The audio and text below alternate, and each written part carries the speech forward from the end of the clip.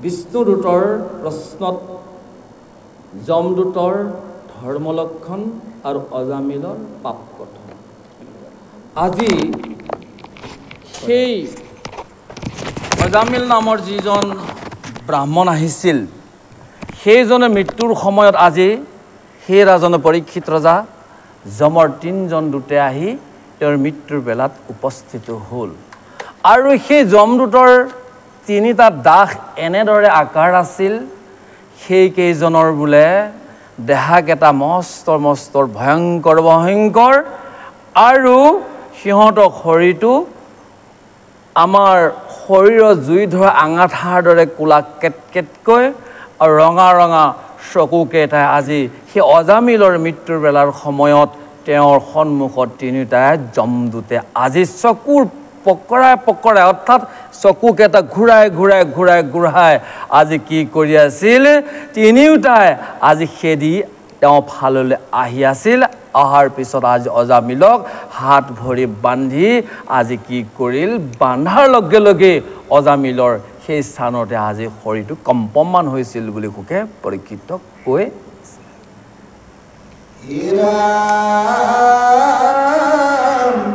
হৰি ওম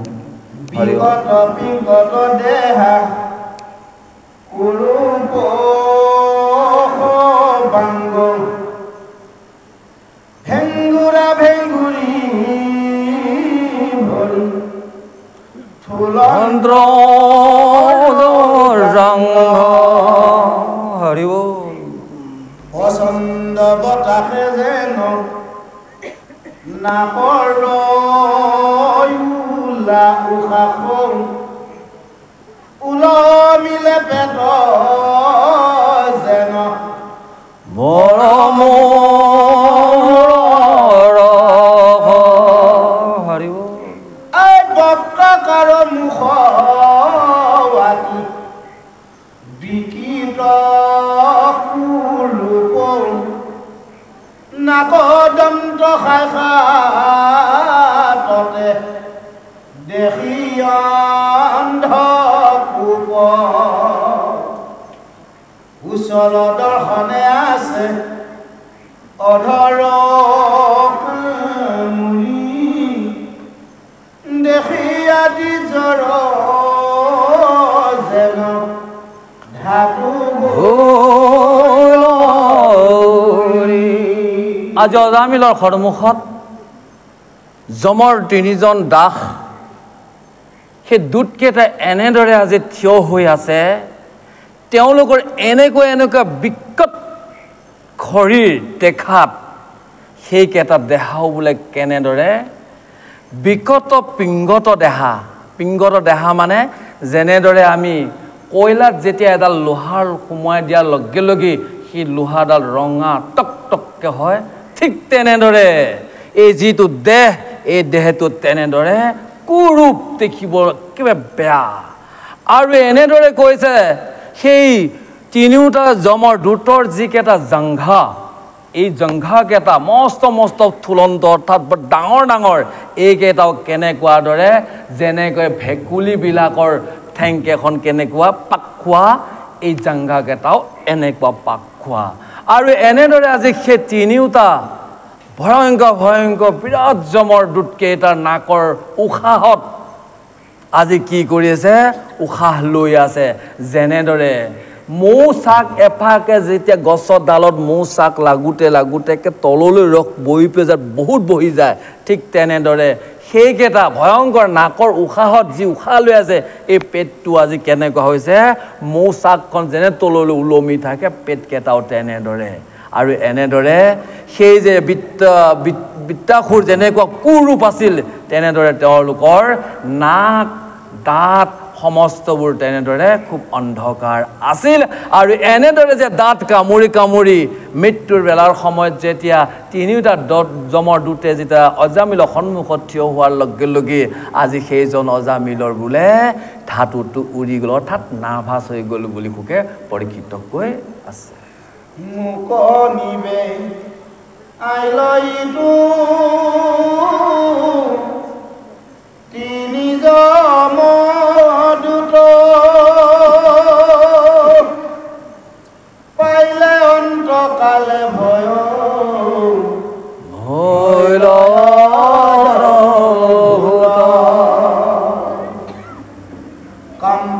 জনু দিৰ্জেতে যি লে কমল মূত্ৰ হা কৈক গৈলা মোৰ নাৰায়ণ পুত্ৰ এতে কবু লন্তে দুতে ধৰিলে বিপ্ৰক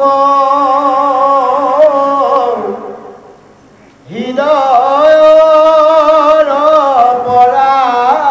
আনে আজৰি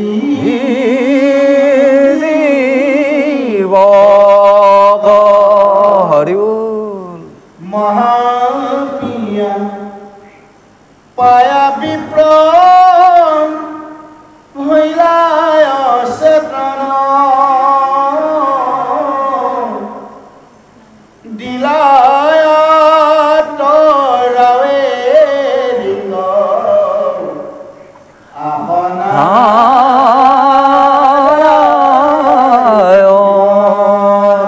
হে ৰাজন হে পৰীক্ষিত ৰজা আজি অজামিলে আজি সেই তিনিজন ভয়ংকৰ ভয়ংকৰ যমৰ দুটকেইজনক দেখা পোৱাৰ লগত আজি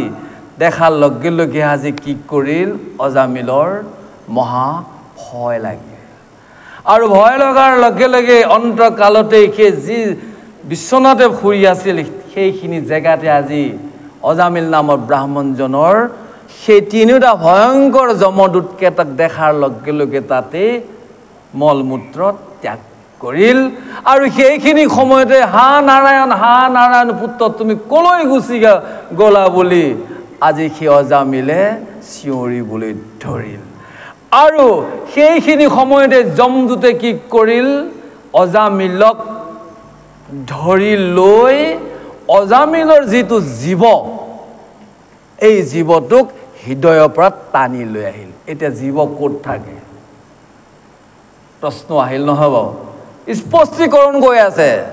আমি মৃত্যুৰ বেলাৰ এই শৰীৰটোৰ পৰা যেতিয়া আমাৰ জীৱটো যাব কেনেদৰে যাওঁ হৃদয়ৰ পৰা জীৱটোক যমে টানি লৈ আহিল আৰু যদি ভগৱানৰ নাম লোৱা যায় তেতিয়াহ'লে হৃদয়ৰ পৰা নাম লৈ আজ্ঞা চক্ৰত প্ৰৱেশ কৰি সেয়া বৈকুণ্ঠলৈ যায় ই বহুত তপস্যা হ'ব লাগিব তেতিয়াহে সেইটো কৰ্ম কৰিব পাৰে যা হোক আমি সেইখিনিলৈ বাৰু এতিয়া নেযাওঁ কিন্তু ক'লে কি আমাৰ যি পঞ্চভূতি দেহৰ হৃদয় কাক কয় মন মন মন হৃদয় হৃদয়ৰ মাজ লগতহে মন কি আছে চিত্ত হৈছে প্ৰাণ যিটো প্ৰাণত আমি আমাৰ ইয়ালৈ আহিব পাইছোঁ জীয়াই আছোঁ আৰু তেতিয়া সেইটোক নিবলগীয়া হ'লে আজি কি ক'লে হৃদয়তে আজি হেঁচা মাৰি টানি আজি চিত্তক লৈ আহিল চিত্ত লৈ অহাৰ লগে লগে হৃদয়খন যাবনে নাযাবা হৃদয়ো গুচি যাব কিন্তু প্ৰাণটোক টানি আনিছে গতিকে আজি কি হৈছে সেইজনক কি কৰিলে হৃদয়ৰ পৰা আজি জীৱটোক টানি লৈ আহিল আনাৰ লগে লগে আজি কি হ'ল মহা কষ্ট পাই অজামিল অচেতন হৈ পৰিল আৰু সেইখিনি সময়তে দীঘলকৈ নাৰায়ণ বুলি চিঞৰ কৰিছিল বুলি সুখে পৰীক্ষিত কৈ আছে অৰ্থাৎ সেইকাৰণে কৈছে হৃদয়ৰ পৰা নাম লোৱা আমাৰ হৃদয়ত যেতিয়াই শ্ৰীকৃষ্ণক আমি সম্পূৰ্ণৰূপে আমি যেতিয়া ধ্যান ধাৰণা কৰিম সদায় যদি হৃদয় কৃষ্ণক দেখা পাই থাকোঁ তেতিয়াহ'লে যমে আমাক কেতিয়াও কি নিদিয়ে আহিব নোৱাৰে সেইকাৰণে কৈছে আমি সমস্তবোৰ পাপ কৰ্ম ক'ত থাকে এই হৃদয়তেই থাকে হৃদয়ৰ পৰা নেযায় আজি অজামিলে যিমানবোৰ কৰ্মক্ৰিয়া কৰিল সমস্তবোৰ আজি পাপবোৰ তাত থকা কাৰণে যমদূতকেইটা আহি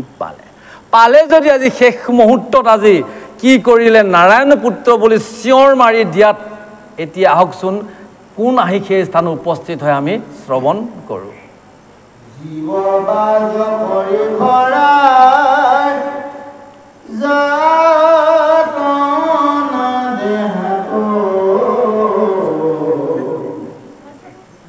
দিলে পিঠি ফটা বান্ধ কৰি পাছ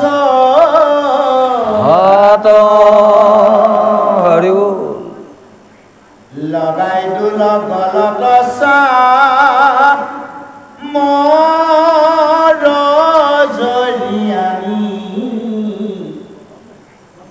নৰকত আজুৰি নেই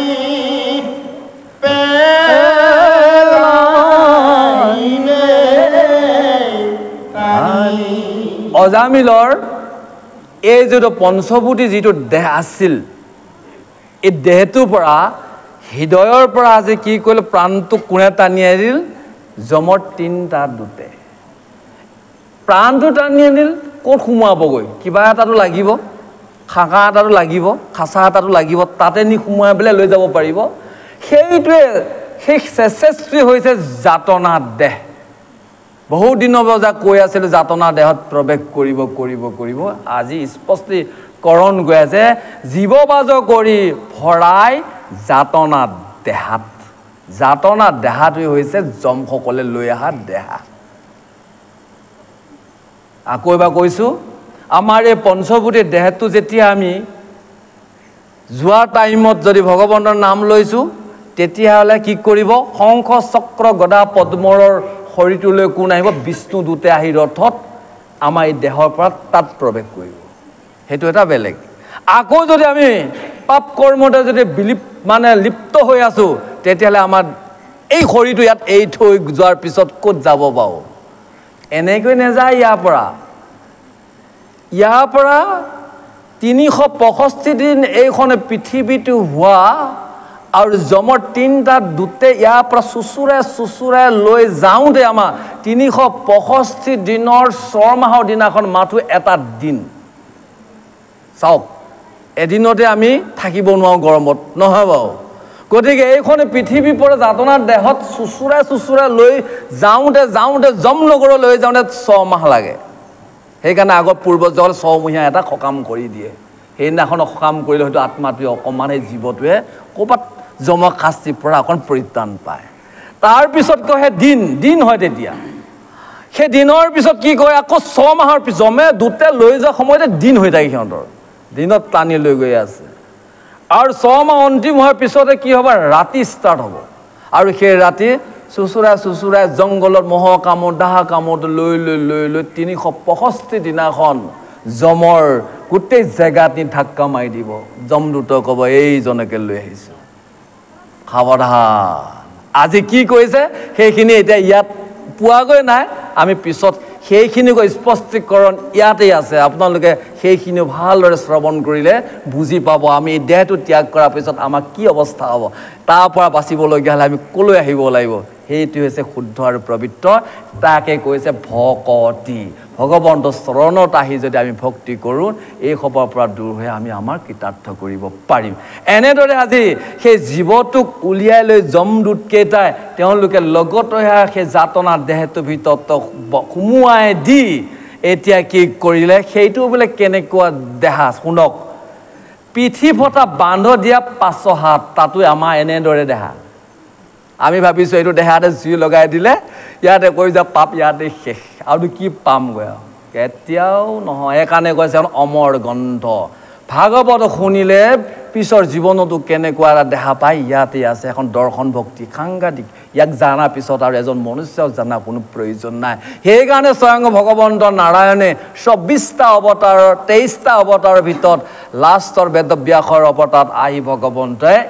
এইখন বস্তু শেষত দি থৈ গৈছে এইখিনি শুনিলে এইখিনি জানিলে এজন মনুষ্যই কি হয় জন্ম লোৱা সাৰ্থক হ'ব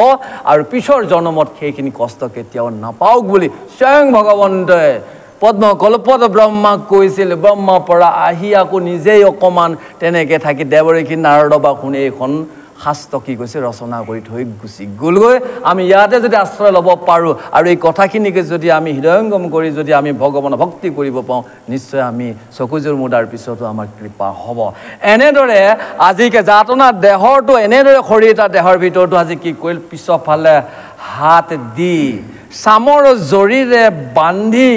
ক'ল লগাই দিয়ে গলাত দোলা কৰিলে হাত দুখন বান্ধি একদম গলাতে এনেকৈ লগাই দিছে আৰু দি লৈ কি কৰিছে আজি নৰকত পেলাবৰ কাৰণে আজি যমৰ 3টা দূতে আজি টানি আজৰি লৈ গৈ আছিল বুলি সুখে পৰিকৃত গৈ আছে এই বেলা চাৰি বিষ্ণু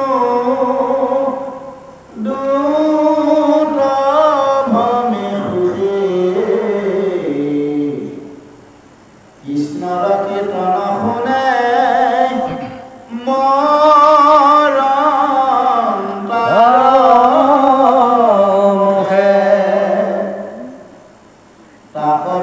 কৰে কোন অধম পামৰে এই বুলি খেদি গলা চাৰি সিদ্ধৰে মৰণ লইলে কনাম তাকো কৰে দণ্ড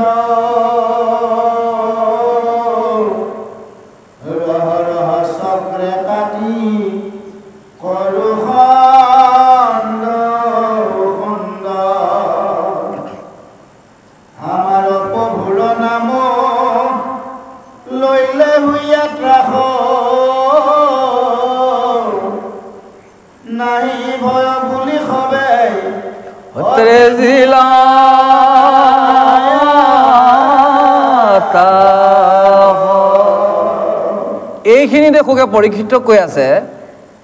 অজামিলে কোন সময়ত নাৰায়ণৰ নাম লৈছিল যেতিয়া যমদূতকেইটা সন্মুখত থিয় হওঁতে সিহঁতৰ আকৃতিটোৰ ৰূপটোক দেখি ধাতু হৈছিল আৰু সেইখিনি সময় আহো নাৰায়ণ বচাও বচাও বুলি কোৱা আৰু সেইখিনি সময়তে ভগৱানৰ বিষ্ণু চাৰিজন পাৰিষদে ঘূৰি আছিল ঘূৰি থাকোঁতেই আজি কি শুনিলে মৰাৰ মুখৰ পৰা সেইজন অজামিলৰ কথা শুনিল যাতনাৰ দেহত সোমোৱাৰ পিছত কোৱা নাই এই যে সন্মুখতে যে দেখোঁতে যি নাম ল'লে আহো নাৰায়ণ বচাওক বচাওক এই কথাটো আজি কি কৰিল মৰণটা সময়ত যে মৰা নাই তাৰমানে জীৱটোক তিনিওটা যমদূতে উলিয়াই দিয়া নাই সেইখিনি সময়ত মৰণটা সময় বুলি কৈছে সেইখিনি সময়তে যেতিয়া নামটো লোৱা আজি চাৰিজন পাৰিষদে শুনাৰ লগে লগে চাৰিজন পাৰিষদে ভাবিল কোন অধম কোন আজি বদমাছে আমাৰ ভগৱন্তৰ নাম লোৱাক আজি এনেদৰে কষ্ট দিছিল বুলি চাৰিজন পাৰিষদে অজামিলৰ ফালে খেদা মাৰি আহিল আমাৰো যদি সেইখিনি সময়ত এবাৰ কৃষ্ণৰ নাম আহে নহয় বাৰু নিশ্চয় আমিও বেৰা পাৰ হৈ গ'লো কেনেবাকে যদি সেইখিনি দেখা সময়ত মায়ো পিতাই বুলি কওঁ গ'ল নৰকলৈ নহয় বাৰু কাৰণ অজামিলেও বেশ্যা নাৰীত বিবাহ পাতা আগমুহূৰ্তত এজন পৰম ব্ৰাহ্মণ আছিল ঘৰে ঘৰে লোকসকলৰ মংগলৰ কাৰণে তেওঁ ব্ৰাহ্মণক কৰ্ম কৰাৰ কাৰণে অন্তিম সময়ত সেইখন পুণ্যই আহো নাৰায়ণ বুলি কোৱাত আজি কৃপা পাইছে আমাৰো নহয় বাৰু এনেদৰে ভাগৱত স্থলীত আহি সকলোৱে একত্ৰিত হৈ যদি ভগৱন্তৰ চৰণৰ আশ্ৰয় লৈ থাকোঁ কিবা কাৰণতো যদি আমাৰ যদি এনেকুৱা অৱস্থা হয় অন্তিম সময়ত নিশ্চয় সেইজন কৃষ্ণৰ কথা মনত পৰিব এই ভগৱন্তৰ দৰবাৰত ভগৱন্তৰ সন্মুখত যি ভগৱন্তৰ সাক্ষাতে বাংগামে প্ৰতিমূৰ্তি থিয় হৈ আছে এই স্থানত যদি এনেদৰে আমি আশ্ৰয় ল'ব পাৰোঁ এইখন পৰশনে আমাক কিন্তু অন্তিম সময়ত কামত দিব এনেদৰে আজি সেইজনে আজি চাৰিজনে বিষ্ণু পাৰিষদে আজি কি কৰিল মৰাজনক নাম লোৱাজনক কোনে এনেদৰে দণ্ড দিছে বুলি চাৰিজনৰ বিষ্ণু পাৰিষদে আজি কি কৰিলে হাতত দণ্ড লৈ খণ্ড খণ্ড কৰি কাটি দিম বুলি ৰহ বুলি আজি আমাৰ প্ৰভুৰ নাম লোৱাৰ লগে লগে সকলো দুখৰ পৰা পৰিত্ৰাণ নাপায় কোনো ভয় নাই বুলি আজি দূৰৰ পৰা চিঞৰ মাৰি আহিছিল বুলি সুকে পৰীক্ষিত কৈ আছে আৰু ইতিমধ্যে যাতনা দেহত কাক প্ৰৱেশ কৰিলগৈ অজামিলৰ জীৱটোক প্ৰৱেশ কৰিল এতিয়াহে কি পাবহি চাৰিজন পাৰিষদে উপস্থিত হ'ব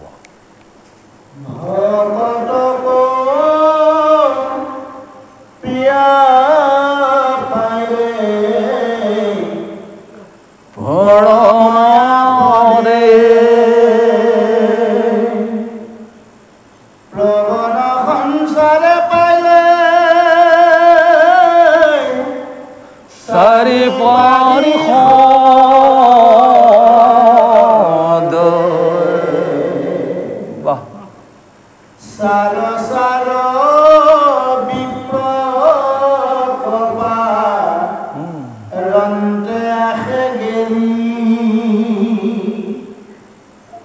ভাইবে লাগিলা দুট সমস্ত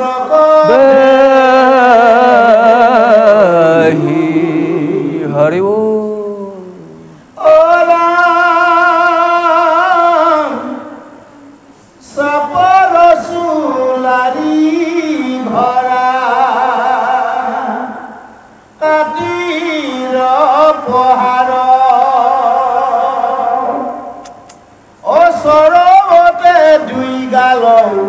হইলা ভিন্দা কাৰ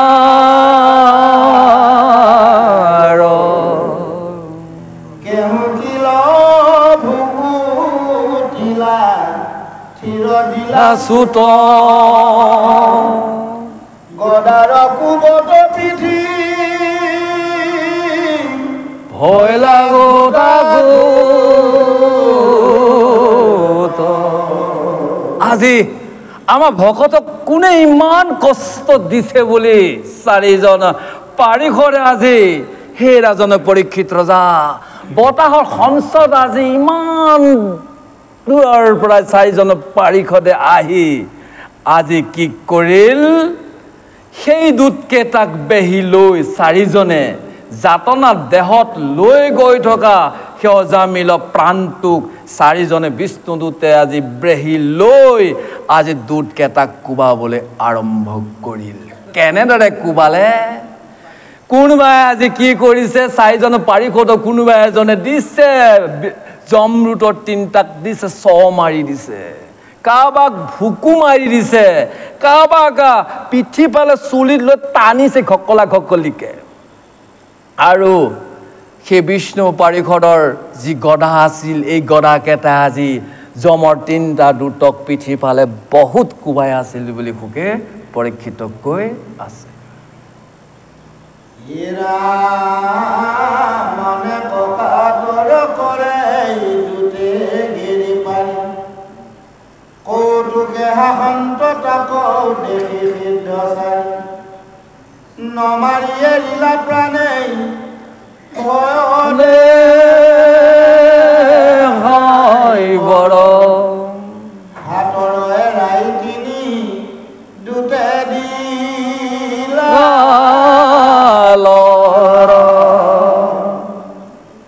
মমৰা মাৰণৰ ত্ৰাসে তিনি যমৰ কিংকৰ দীৰ্ঘ এৰিয়া ভৈলা তেখনে অন্ত পলাই গইলা কতো দূৰ পাছক চাহান্তে মাটিত পৰিয়া পাছে থাকিলা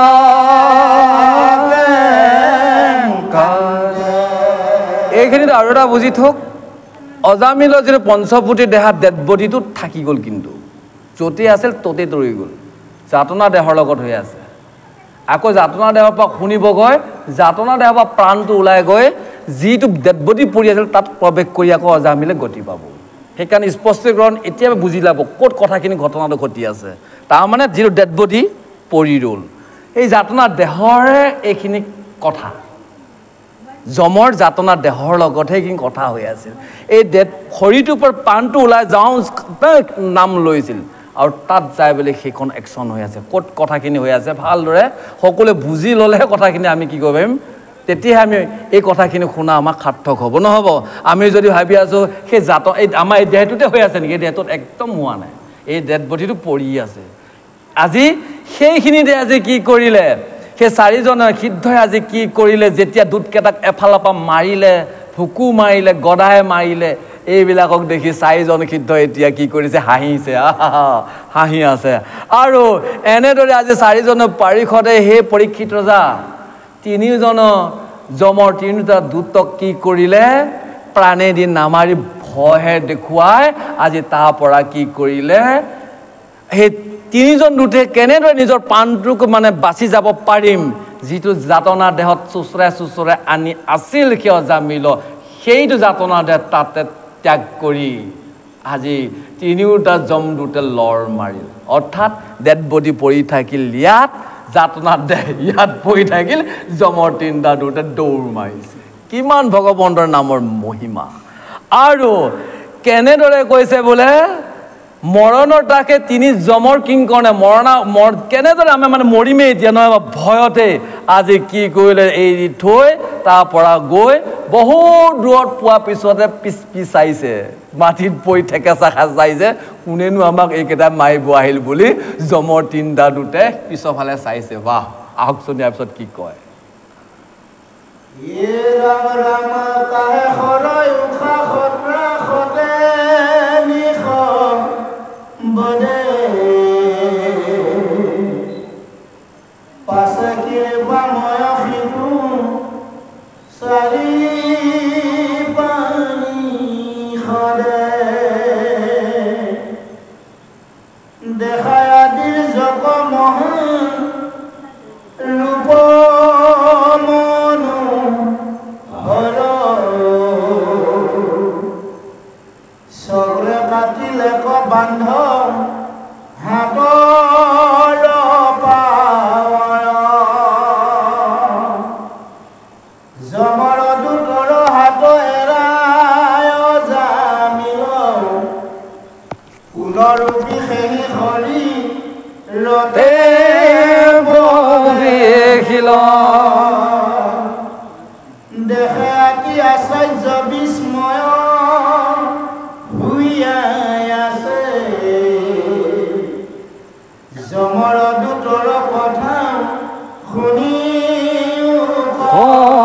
আছে এনেদৰে আজি কি কৈছে খুব উশাহ লৈছে মানে আৰু যেতিয়া সেইকেইজন পলাই গ'ল দুটকেইটা উশাহ লৈছে আৰু সেইখিনি সময়তে আজি সেই যাতনা দেহত পৰি থকা সেই প্ৰাণটো এইখিনিতে আকৌ এটা কথা হ'ল নহয় আত্মাটো আছিল নেকি বাৰু আত্মা আৰু প্ৰাণ দুটা বস্তু বেলেগ বস্তু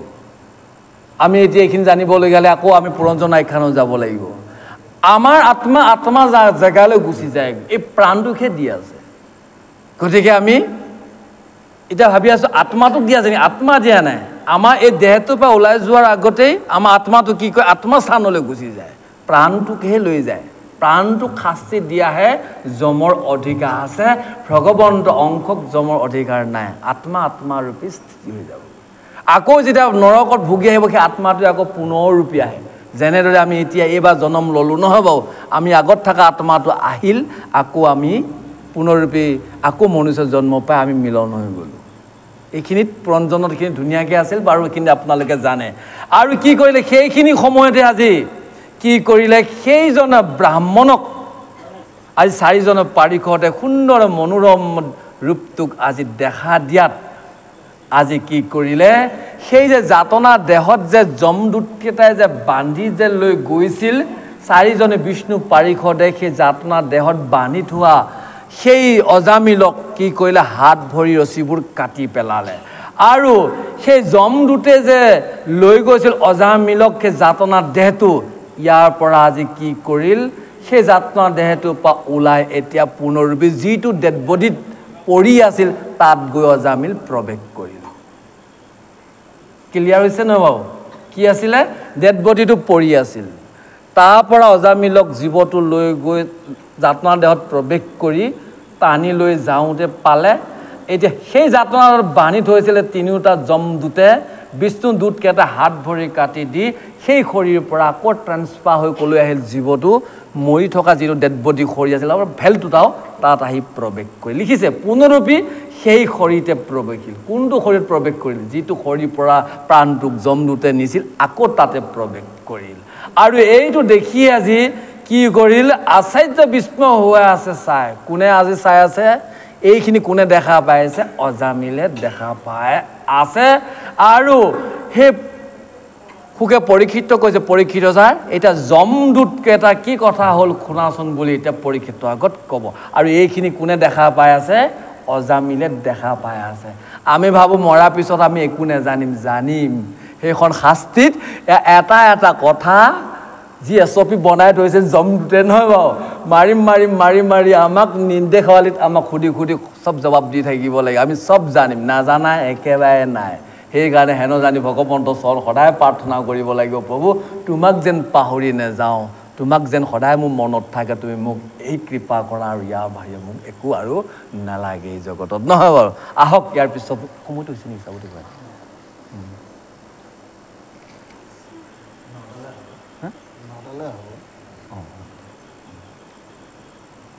পায়া পিয়া দুট গইলা দূৰ কয়ন্তৰী মহাভয় কাম্পয়ু তোৰ হাত ধৰি কটু বেলি সুস্থ হৈয়া হয় তুমি হব ভুলি পুছে জোৰি হাত তুমি হব কোন পৰাই আশ্ৰয়াসী তোমাৰ ঈশ্বৰ কোন কহিও প্ৰকাশী কেনে ভংগ কৰা ধৰ্ম ৰাজা পূৰ্ণ অপৰাধে কুধ কৰিলা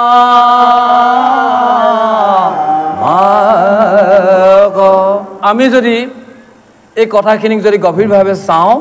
ই বহুত দূৰলৈ নহয় কথাখিনি প্ৰায় সেইখিনি স্থানতে ঘটি আছে অজামিল আকৌ সেই যিটো খৰি পৰি আছিল তাত প্ৰৱেশ কৰিল আকৌ ইয়াৰ পৰা যে বিষ্ণুদূতকেইটা যে খেদি দিলে অকণমান দূৰৰ পৰা ভয়ভীত লাগি তিনিওটা দূতে কি কৰি আছিল হাত ভৰি কপি কিছু সময়ৰ পিছত সেই যমৰ তিনিটা দূতে সুস্থ হৈ অৰ্থাৎ ভয়ভীত নাইকিয়া হোৱাৰ পিছত হাতযোৰ কৰি যমৰ তিনিটা দূতে বিষ্ণু চাৰিজন পাৰিষদক সুধিলে যে তোমালোক ক'ৰ পৰা আহিছা তোমালোক দেখোন ভগৱানৰ দৰে প্ৰকাশ হৈ আছা আৰু আজি আমাৰ ধৰ্মৰাজ যমৰ আজ্ঞাক তোমালোকে আজি এনেদৰে ভংগ কৰালা আমাৰ ওপৰত ইমান খং উঠিল তোমালোক ক'ৰ পৰা আহিছা বুলি আজি যমৰ তিনিটা দূতে আজি বিষ্ণুৰ চাৰিজন পাৰিষদক সুধি আছিল আৰু এইখিনিকে আশ্চৰ্য হৈ সেই অজামিলে যি নিজৰ পুনৰৰূপী পুনৰ শৰীৰটোত প্ৰৱেশ কৰিল এইটো দেখি আজি আচৰিত হৈ আছিল সুখে পৰীক্ষিত হৈ আছে অজামিলে দেখাই পাই আছে আহক ৰাম দেৱ বিদ্যাধৰ বুলি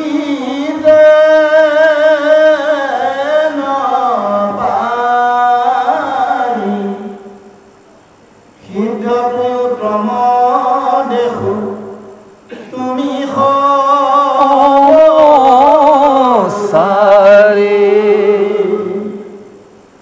নজানি হে পুসু কুপ খেমি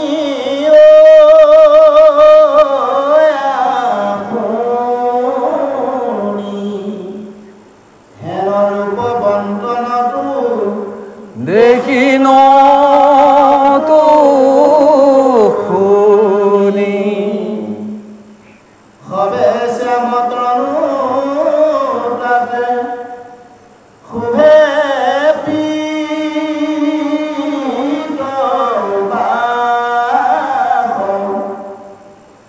নবীন মেঘত যেন বিজুলি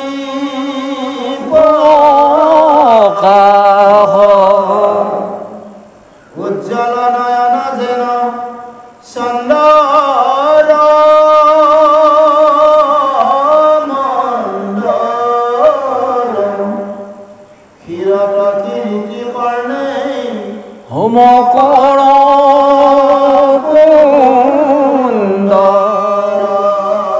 অজামিলে এই দৃশ্যটোক চাই আছে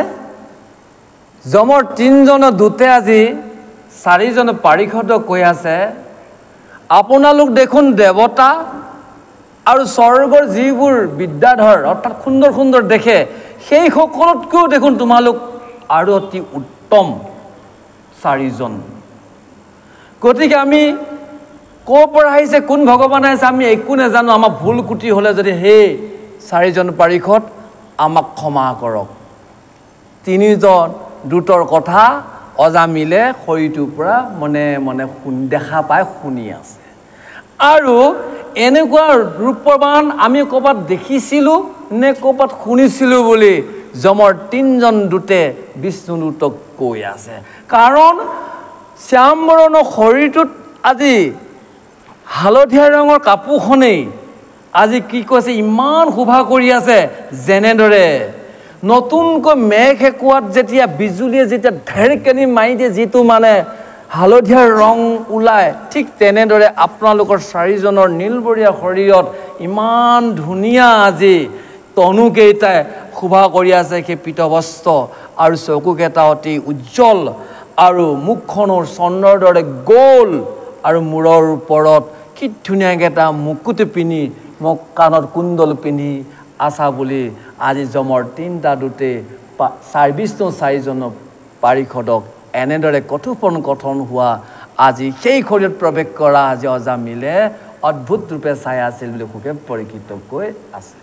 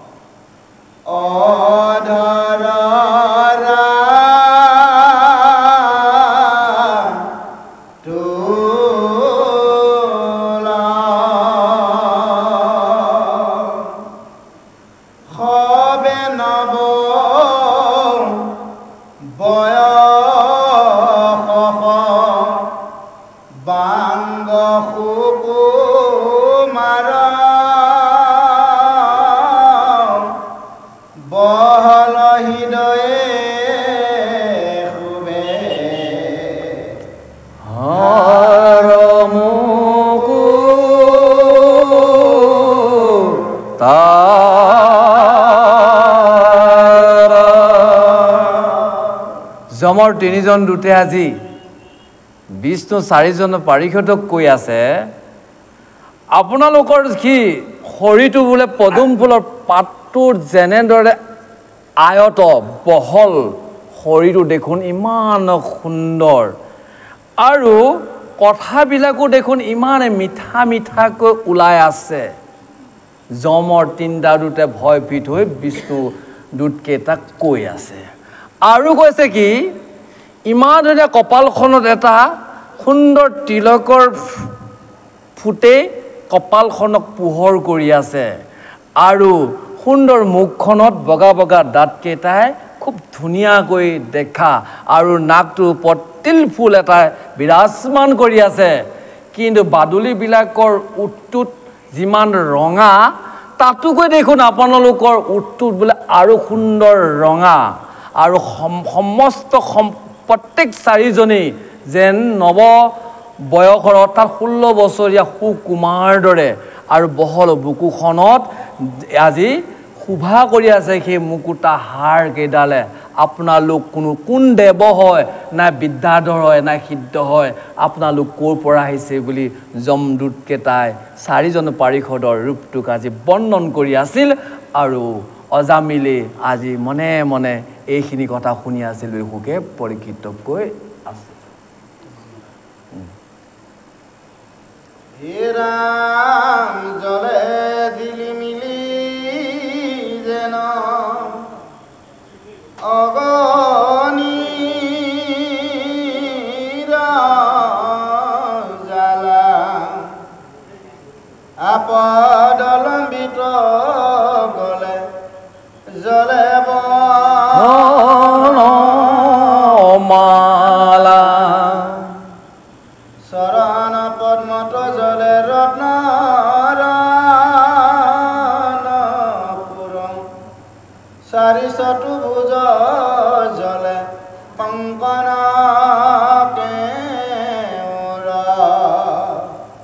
শৰীৰৰ কান্তি আতি জলে পাখন কত বাসুৰ জৰ যেন জ্যোতিৰ প্ৰকাশ জানিলো তুমি খবৰ পুৰুষ মহন্ত আমি তোমাক ৰূপ বৰ্ণন এইখিনিত আৰু এটা কথা স্পষ্টীকৰণ হৈ আছে আমি সকলোৱে বুজি ল'ব লাগিব অজামিলে পুনৰৰূপে সেই শৰীৰটোত প্ৰৱেশ কৰিল যদিও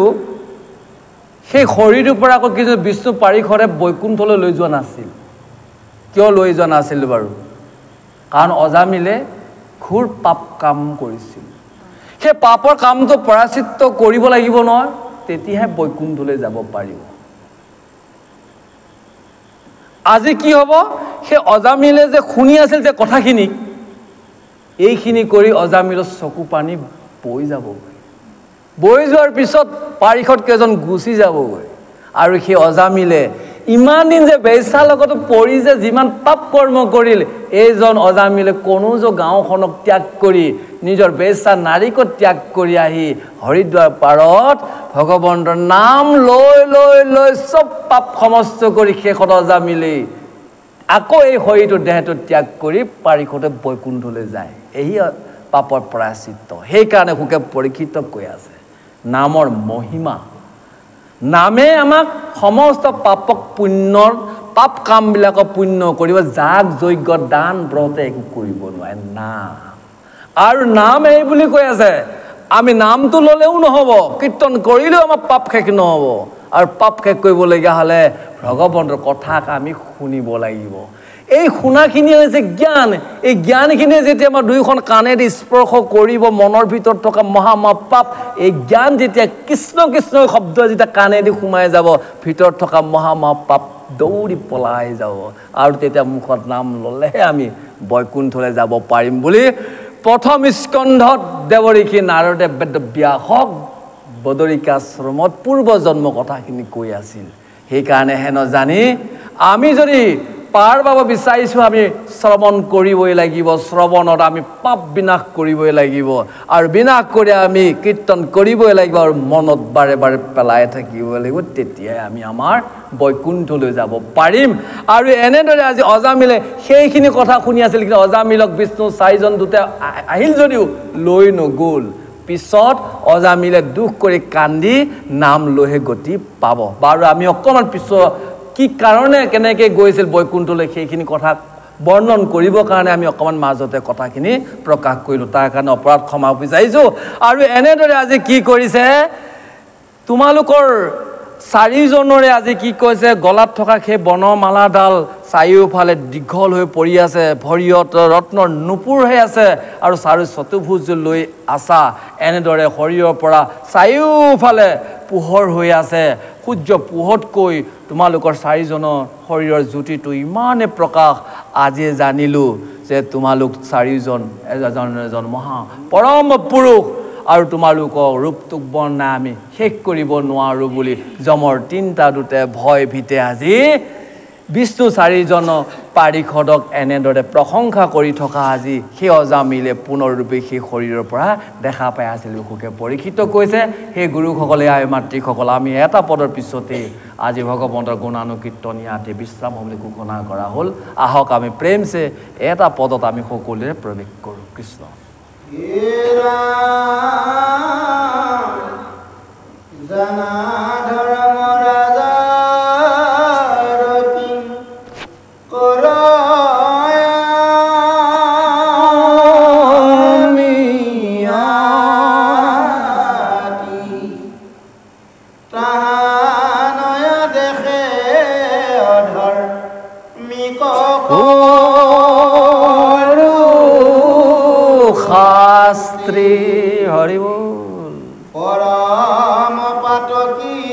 গাওক সকলোৱে